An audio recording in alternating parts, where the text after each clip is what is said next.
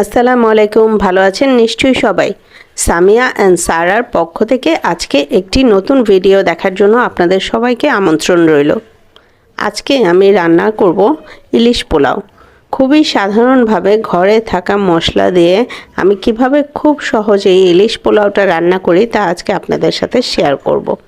আমি এখানে প্রথমে 3 টুকরো ইলিশ মাছ কেটে ধুয়ে পরিষ্কার করে রেখে দিয়েছি।